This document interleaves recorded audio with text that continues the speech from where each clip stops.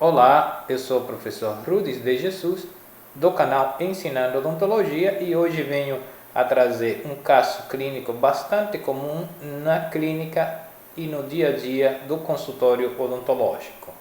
Um caso clínico onde nós nos vemos na necessidade de extrair o dente e instalar o implante de forma imediata.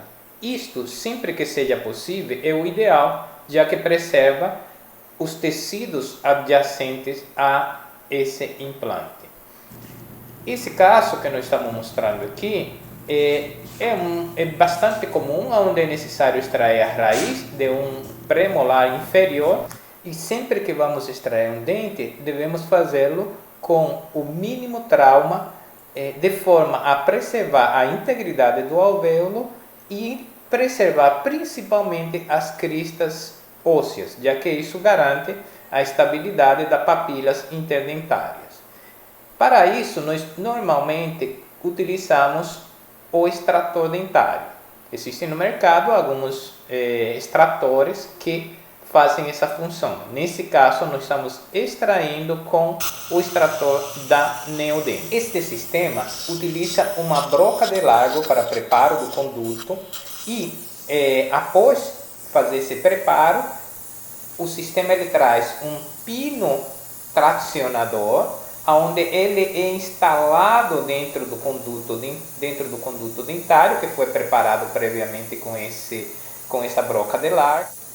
Esse pino ele deve ser introduzido até encostar na parte superior da raiz do dente e você sentir o travamento do pino dentro da raiz. Isso vai dar garantia de que ele não vai sair durante o abulsionamento. Posteriormente, nós vamos a encaixar a moldagem que foi feita inicialmente com uma moldeira que é específica do kit. Essa moldeira ela vai servir para apoiar o tracionador em cima da moldeira e poder tracionar o dente. Para tracionar o dente, nós vamos afixar o cabo de aço do pino tracionador ao extrator dentário. Após a estabilização do cabo de aço, nós vamos girando o extrator e tensionando o cabo de aço até fazer a abulsão da raiz dentária. Na verdade, ele utiliza o sistema saca-rolha, né? Onde a gente utiliza um instrumento que vai puxando a rolha. Nesse caso, o instrumento ele vai puxar o dente. Posteriormente, nós vamos a fazer uma avaliação do alvéolo, e aí nós podemos ver a integridade do alvéolo, a integridade das cristas interdentárias, e vamos fazer uma curetagem vigorosa e uma lavagem com soro fisiológico. Isso vai garantir que qualquer bactéria, que as bactérias que possam vir estar nessa área, a gente consiga eliminar. Isso é o preparo prévio para a fressagem e instalação do implante de forma imediata. Aqui nós vemos uma sondagem do alvéolo para determinar o comprimento do implante dentário. É claro que nós previamente solicitamos uma tomografia e nessa tomografia determinamos a posição do alveolar inferior e da posição do mentoniano, nesse caso um primeiro premolar inferior. Bom, mas isso é determinado dentro do planejamento. Posteriormente, nós vamos seguir a sequência do implante, a sequência da fressagem do implante. Nesse caso, utilizamos um implante Neodent e, consequentemente, utilizamos uma fresagem que orienta o fabricante.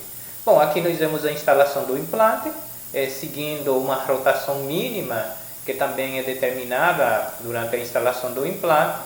E você pode iniciar com o motor e terminar com uma catraca para determinar o torque, importante para a estabilidade primária do implante.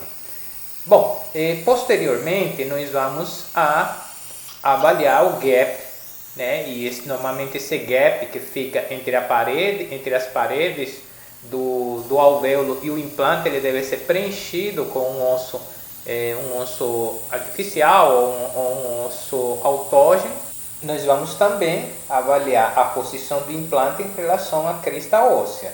Normalmente esses implantes de cone Morse, eles devem ser instalados 2 milímetros abaixo da crista óssea. Isso vai garantir um perfil de emergência adequado e uma estética ideal. Após instalado o implante, nós podemos fazer uma provisionalização imediata, e para isso nós temos que ter os componentes e temos que ter um torque mínimo de 35 N por centímetro, ou mesmo nós podemos colocar um cicatrizador ou uma tampa de proteção de implante. Quando nós colocamos uma tampa de proteção, nós devemos preencher essa parte do alvéolo com um conjuntivo, com uma gengiva ceratinizada, de forma a manter a integridade desse alvéolo, porque se nós vamos a fazer uma sutura estreitando a parte superior, nós vamos deformar esse alvéolo, e aí, como nós vemos, nós estamos suturando um tecido ceratinizado cortado do palato. Em uma aula posterior nós vamos mostrar como fazer essa coleta desse tecido, e nós vamos suturar como um tampão, vamos dizer assim, tampando essa parte do alvéolo. Isso vai garantir a manutenção da estabilidade desses tecidos moles, e no caso, como existe pouca gengiva ceratinizada na parte vestibular, nós já estamos entrando na parte vestibular com esse tecido, de forma a garantir que se forme ali um tecido ceratinizado. Este tecido, que podemos chamar até de enxerto gengival, nesse caso um enxerto de tecido ceratinizado, ele deve ser suturado na vestibular lingual, mesial e distal, de forma a estabilizá-lo dentro do espaço do alvéolo. E após essa estabilização, com suturas, aí deve ser feita uma sutura específica para essa estabilização, nós temos já finalizado o caso e pronto para aguardar o período de cicatrização, que depende de cada situação clínica. Gostou? Nós temos bastante material sobre o assunto, inclusive no canal nós temos outros casos clínicos similares que ajudam no contexto da extração e a instalação de implantes imediatos. Dê um like, que isso nos ajuda a preparar mais material.